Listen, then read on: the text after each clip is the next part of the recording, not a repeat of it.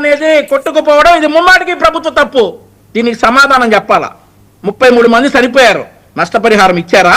ఇంకా వాళ్ళు ఆఫీసుల చుట్టూ తిరుగుతా ఉన్నారు. అన్నమయ్య డ్యామ్ లో కొట్టుకుపోయినటువంటి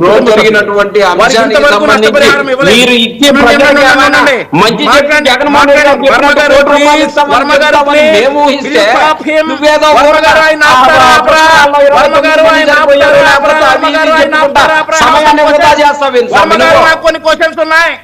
వర్మ గారు నాకు కొన్ని క్వశ్చన్స్ ఉన్నాయి, ఆయన వర్మ గారు సంబంధించి 9 మంది విలువైన ప్రాణాలు పోయిన సందర్భంగా వారికి సంబంధించినటువంటి అంశం గురించి మాత్రమే మాట్లాడితే డెఫినెట్లీ విలువైన ప్రాణాలే ఒప్పుకుంటాం. 9 మందిని డెఫినెట్లీ విలువైన ప్రాణాలే మేము ఒప్పుకుంటాం. మీకు లెక్కలేదు కదా, విలువైన ప్రాణాలు కదా, మీకు లెక్కలేదు. ఎవరు లెక్కలేదు, టైం వేస్ట్ చేయకండి. టైం క్రాస్ టాక్ ఎందుకు? మీకు ఇస్తాను కదా, రాసుకోండి. టైం వేస్ట్, దానివల్ల ఉపయోగం ఏముంటుంది ఎవరికి అర్థం కాదు కూడా. అతను చెప్పే సొల్లు టైం వేస్ట్. దాన్ని చెప్పండి, దాన్ని నివారించి ఇవాళ విశాఖ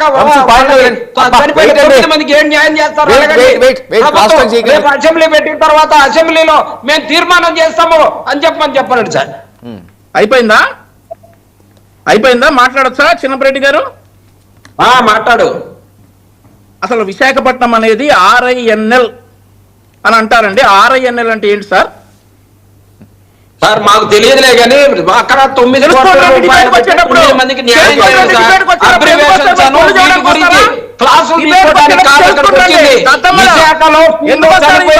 వారికి 9 మందికి మీరు ఎలాంటి న్యాయం చేస్తా ఉన్నారు? ప్రభుత్వ పరంగా ఉండేటట్టు చట్టసభలో ఎలాంటి అడుగుతుండే కూర్చో, నోరు మూసుకొని కూర్చో.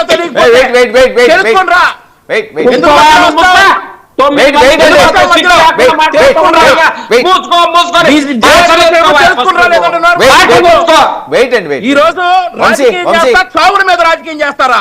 శవాల మీద పేలాలు ఏరుకుంటారా? ఇదే మీ బతుకు? ఇంట్లో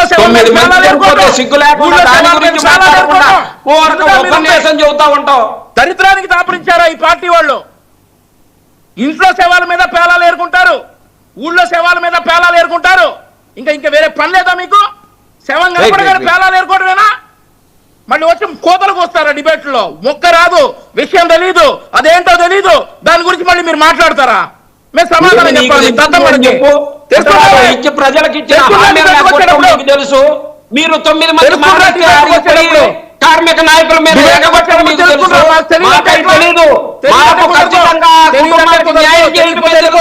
గతంలో జరిగినటువంటి ప్రజలకు కూడా మేము న్యాయం చేసినటువంటి వీటి గురించి తెలియకపోతే అంతేగాని ఇష్టానికి మాట్లాడొద్దు సార్. ఇంకా ఉన్నాయి సార్. LG పాలిమర్స్ విషయంలో మీకు ఫోటో చూపించాలి వర్మ గారు. మరి ఐ డోంట్ నో, మీకు పంపిస్తాను సార్ ఆ ఫోటో, మీరు ఒకసారి డిస్ప్లే చేయండి. LG పాలిమర్స్ విషయంలో వీళ్ళేదో అందరికీ నష్టపరిహారాలు చేశారన్నంత బిల్డప్ ఇస్తా ఉన్నారు సార్. కూటమి ప్రభుత్వం ఏర్పడిన తర్వాత సరే మీరు చూపించండి, సింపుల్ గా కంక్లూడ్ చేయండి.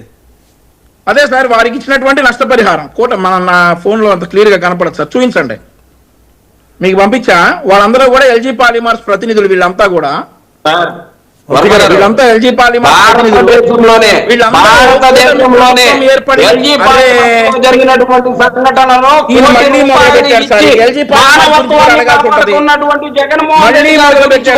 మాట్లాడితే భారతదేశంలో జగన్మోహన్ రెడ్డి గారు ఇచ్చినటువంటి విషయం తప్పితే మీకు నచ్చింది జగన్మోహన్ రెడ్డి గారు ఏందా? జగన్మోహన్ రెడ్డి ఇచ్చిన బొత్స ఇదిగో చూడు. కూటమి ప్రభుత్వం వచ్చిన తర్వాత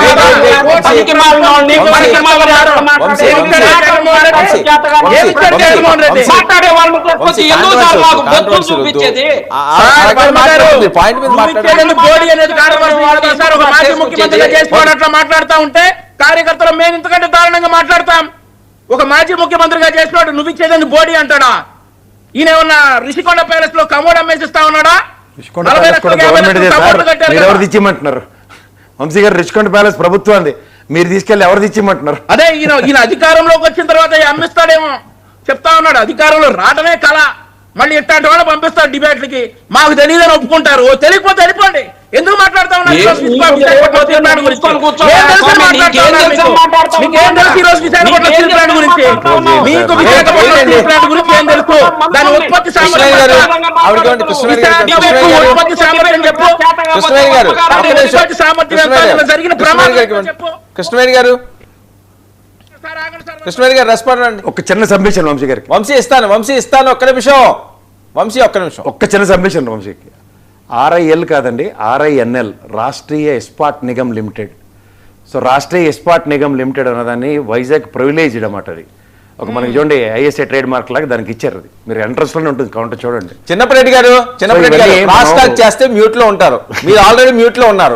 చేస్తే సరే ఇప్పుడు మీరు కాంపన్సేషన్స్ గురించి మాట్లాడితే ఒక స్టేట్ పర్వ్యూలో జరుగుతున్న కాంపన్సేషన్స్ ఎవరికి వాళ్ళే సాటి, కానీ ఇది సెంట్రల్ గవర్నమెంట్కి సంబంధించిన కాంపన్సేషన్స్లో మీరందరూ సెంట్రల్ గవర్నమెంట్ మీద ఇమ్మెన్స్ ప్రెషర్ పెట్టాలన్నది మా ఆక్రందన. ఇది గ్రహించండి, మీ చిన్నప్పరెడ్డి అయినా సరే వంశీ గారైనా. Right, okay. కృష్ణవేణి గారు మీకు అలాగే 99 వీక్షకులకి మరియు ప్యానెల్ ఇతర సభ్యులకి నమస్కారం సార్. నమస్తే అండి సార్